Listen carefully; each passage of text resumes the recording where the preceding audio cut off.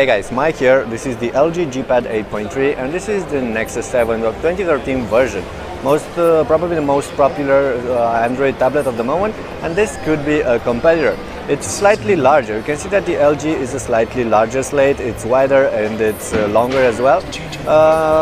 Just about the same in terms of width, but it is a little bit heavier. I don't have the exact numbers, but feels a little bit heavier. Of course, that is expected. After all, you do have okay, let me get this. You do have a larger screen. It's an 8.3-inch screen on this one and only a 7-inch screen on the Nexus 7. And as a result, you can see that you do have a larger working area, larger screen on the LG, and that's great for browsing, for watching movies, for playing games, for pretty much all the things you might want from such a device. In terms of hardware, there is a Snapdragon S600 processor inside the LG, an older version inside the Nexus.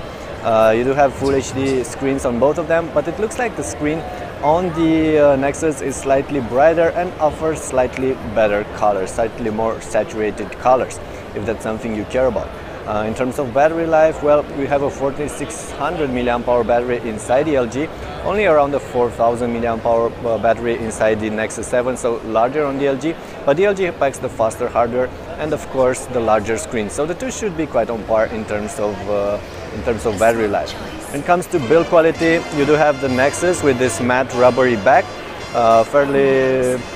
looks fairly nice in hand, but it is a bit longer than I would expect it.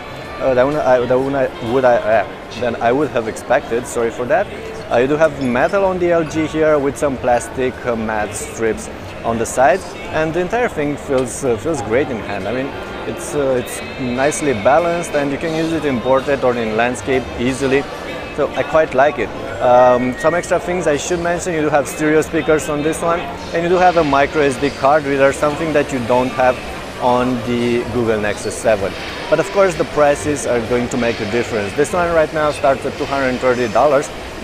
We don't know how much the LG is going to cost, but I'm looking at probably 300 or something like this. So it's going to be more expensive than the Nexus, at least based on what I can tell right now. But more details will be available later on.